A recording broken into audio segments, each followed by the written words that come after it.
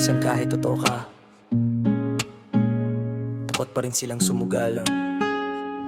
Enjoy vibes.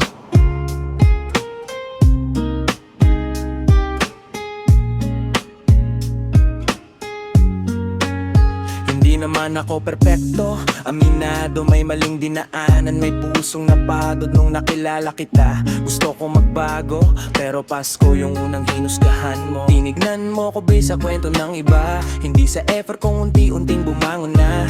O dati magulo, dati tanga, pero di ba pwedeng may taong nagbabago pa? Lahat ng mali ko, dala ko pa rin, parang tattoo na ayaw nang mabura sa hangin. Kahit anong linis ko sa pangalan ko, may bakas pa rin ang dating ako.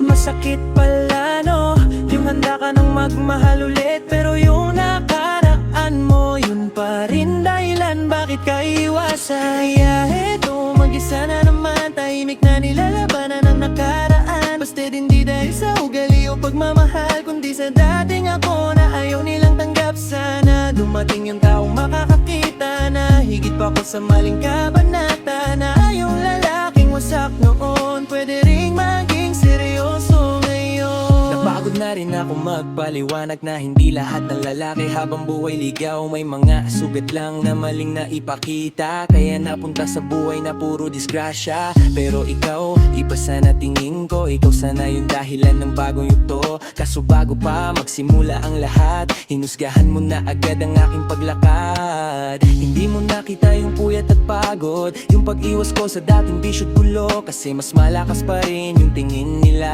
sa pas mong ayaw mo nang balikan pa. Kung ayaw sa'kin dahil sa nakaraan mo, tatanggapin ko. Pero sana tandaan mo, may mga lalaking tahimik lang magmahal, kasi pagod ng pabunayan. Kaya eto, mag-isa na naman, tahimik na nilalabanan ang nakaraan. Basta't hindi dahil sa ugali o pagmamahal, kundi sa dating ako na ayaw nilang tanggap. Sana dumating yung taong makakakita na higit pa ko sa maling kabanata, na yung lalaking wasak noon pwede ring maging seryoso ngayon. Kaya eto, mag-isa na naman, tahimik na nilalabanan ang nakaraan. Basta't hindi dahil sa ugali o pagmamahal, kundi sa dating ako na ayaw nilang tanggap. Sana dumating yung taong makakakita na higit pa ko sa maling kabanata, na yung lalaki